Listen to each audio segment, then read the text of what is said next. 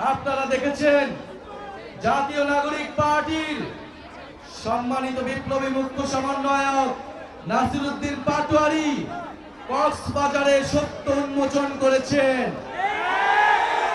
সেই সত্য উন্মোচন করার জন্য বিভিন্ন জায়গায় আমাদেরকে বাধা দেওয়া হচ্ছে। বাঁশখালীতে আমাদের সহযোদ্ধা, আমাদের এনসিপির সংগঠকের মাথা ফাটিয়ে দেওয়া হয়েছে।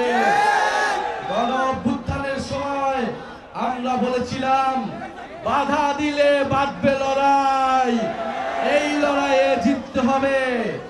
আমরা আজও বলতে চাই, বাধা দিয়ে জাতীয় নাগরিক পার্টি তারুণ্যের শক্তি, চট্টগ্রামের শক্তিকে থামানো যাবে না।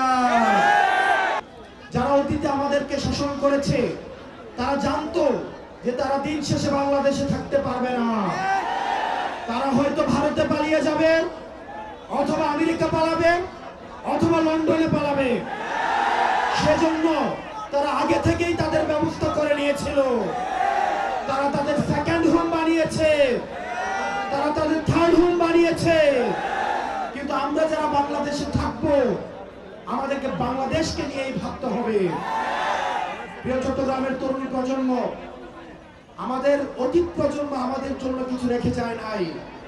তারা আমাদের একটা ভঙ্গুর অর্থনীতি দিয়ে গিয়েছে, একটা ভঙ্গুর শিক্ষা ব্যবস্থা নিয়ে দিয়ে গিয়েছে, তারা আমাদের একটা ভঙ্গুর স্বাস্থ্য ব্যবস্থা দিয়ে গিয়েছে, আমাদের মধ্যে সাম্প্রদায়িক সংঘর্ষ দিয়ে গিয়েছে, আমাদের মধ্যে কলহ দিয়ে গিয়েছে, পাহাড় বনাম সমতল সংঘর্ষ দিয়ে গিয়েছে। আমরা যারা এই প্রজন্ম রয়েছি, আমাদেরকে দায়িত্ব তুলে নিতে হবে। এই সব সমস্যার আমাদেরকে সমাধান করতে হবে।